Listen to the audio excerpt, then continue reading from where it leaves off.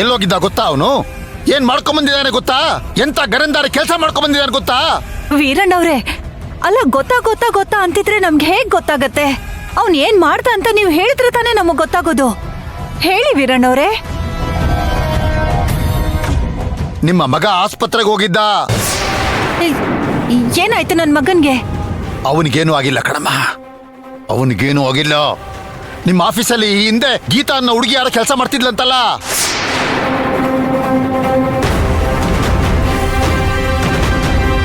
ಆ ಹುಡುಗಿಗೆ ಹೊಟ್ಟೆ ತುಂಬಿಸಿದಾನೆ.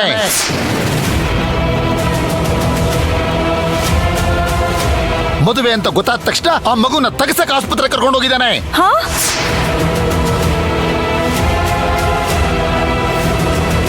ಅಷ್ಟೇ ಅಲ್ಲಮ್ಮ, ಅದಕ್ಕೆ ಬೇಕಾಗಿರೋ ಖರ್ಚು ವೆಚ್ಚನ ಅವರೇ ಕೊಟ್ಟಿದ್ದಾನೆ.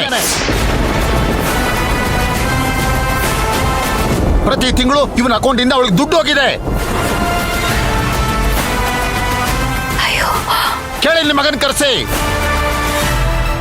ಸಿದ್ದು ಏನು ಇದೆಲ್ಲ? ಯಾರೋ ಆ ಹುಡುಗಿ ಆಫೀಸಲ್ಲಿ ಕೆಲಸ ಮಾಡ್ತಿದ್ಲಮ್ಮ. ಅವಳನ್ನ ಕೆಲ್ಸದಿಂದ ಯಾವಾಗ್ಲೂ ತೆಗೆದ್ಬಿಟ್ವಿ. ಹಾಗಾದ್ರೆ ವೀರಣ್ಣವ್ರು ಹೇಳ್ತಾ ಇರೋದು ನಿಜಾನಾ? ಅಮ್ಮ ಒಂದ್ ನಿಮಿಷ ಸಮಾಧಾನವಾಗಿರಮ್ಮ. ಸರ್, ದಯವಿಟ್ಟು ನೀವು ಕೋಪ ಮಾಡ್ಕೋಬೇಡಿ. ಇಷ್ಟೆಲ್ಲ ವಿಷಯ ನಿಮ್ಗೆ ಹೇಗೆ ಸರ್ ಗೊತ್ತಾಯ್ತು? ಯಾರು ಸರ್ ಹೇಳಿದ್ದು? ನಾವು ತಿಳ್ಕೋಬಹುದಾ ಸರ್?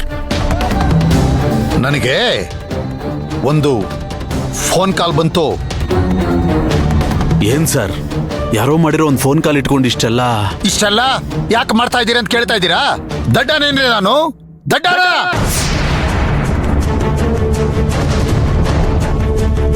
ಯಾರೋ ಹೇಳಿದ್ದೇನೆ ನಂಬ್ಕೊಂಡು ಮಾಡ್ತಾ ಇಲ್ಲ ಇದ್ದೇನೆ ನಾನು.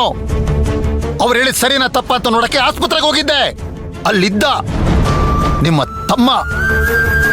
ಆದ್ರೂ ನನಗೆ ನಂಬಿಕೆ ಬರಲಿಲ್ಲ. ಏನೋ ಸಹಾಯ ಮಾಡಕ್ ಹೋಗಿದ್ದಾನೆ ಅಂತ ಅನ್ಕೊಂಡೆ.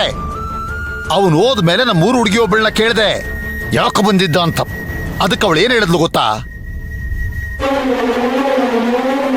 ಆ ಸುಶಾಂತ್ ಅನ್ನೋರ್ಗೂ ಗೀತಾ ಅವ್ರಿಗೂ ಜಗಳ ಆಗಿತ್ತಣ್ಣ.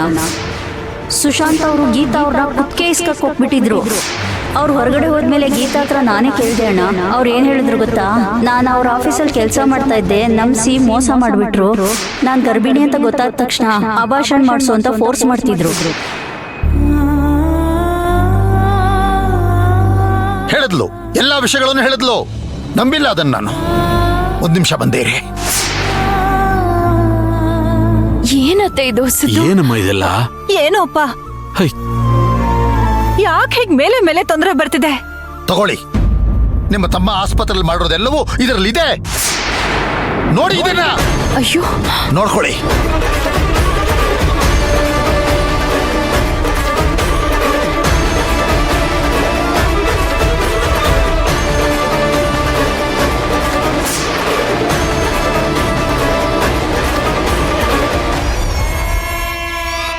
ನೋಡಿದ್ರಾ? ನಿಜಾನ ನಾನು ಹೇಳಿದ್ದು? ಅಮ್ಮ, ಸಿದ್ಧಾರ್ಥ ಅವರೇ, ದಯವಿಟ್ಟು ನನ್ನ ಮಾತನ್ನ ಪೂರ್ತಿ ಕೇಳಿಸ್ಕೊಡಿ. ಬೇಡ ಬೇಡ, ಇದನ್ನ ಇಲ್ಲಿಗೆ ಮುಗಿಸ್ಬೇಡ.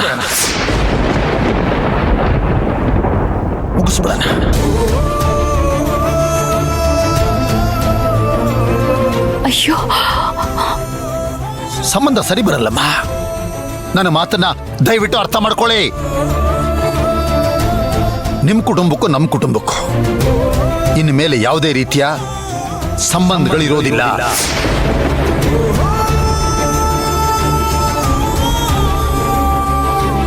ಸಾಕು. ಇನ್ನು ನಮ್ಮ ಮನೆಗೆ ಬರೋದಾಗ್ಲಿ, ಮಾತಾಡೋದಾಗ್ಲಿ, ಇದರ ಬಗ್ಗೆ ಉಸಿರೆತ್ತೋದಾಗ್ಲಿ ಮಾಡಿದ್ರೆ ಮುಂದೆ ನಡೆಯೋ ಅನಾಹುತಕ್ಕೆ ನಾನು ಕಾರಣ ಅಲ್ಲ. ಹುಷಾರ್. ಅಲ್ಲ,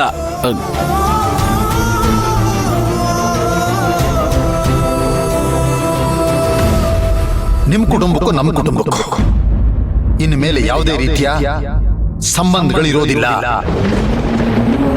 ಅಮ್ಮ ಅಮ್ಮ ಅಮ್ಮ ನೀನು ಸುಮ್ಮನಿರು, ಸಮಾಧಾನ ಮಾಡ್ಕೋ, ಏನೂ ಆಗಲ್ಲ.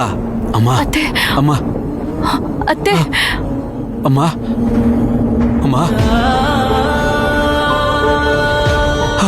ಅಮ್ಮ ಅಮ್ಮ ಏನಾದ್ರೂ ಮಾತಾಡಮ್ಮ.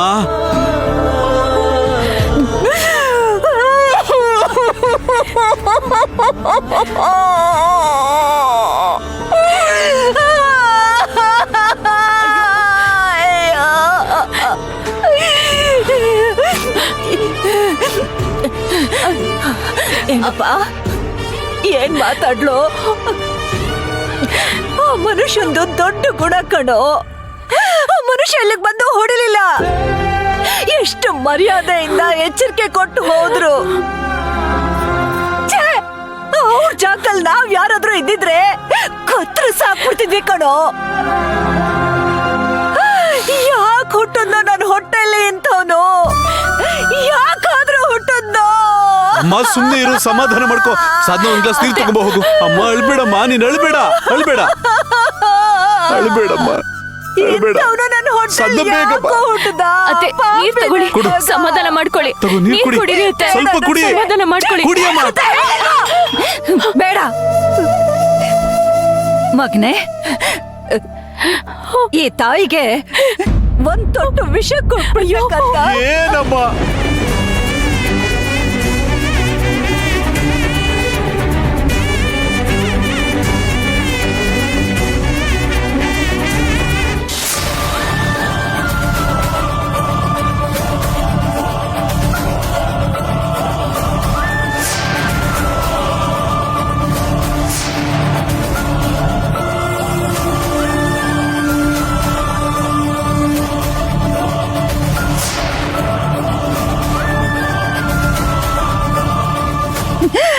ಸಾಕು ಸಾಕಪ್ಪ ಸಾಕು. ಏನ್ ಮಾತಾಡ್ಲು? ಏನ್ ಉಳ್ಕೊಂಡಿದೆ ಮಾತಾಡಕ್ಕೆ? ಇದಕ್ಕಿಂತ ಅವಮಾನ ಬೇಕೇನಪ್ಪ ನಮ್ಗೆ? ನಾನೇನ್ ಪಾಪ ಮಾಡಿದ್ದೀನಿ ಸಿದ್ದು? ಯಾಕಪ್ಪ, ಯಾಕೋ ಈ ಜೀವಕ್ ಸಾವು ಬರ್ತಾ ಇಲ್ಲ?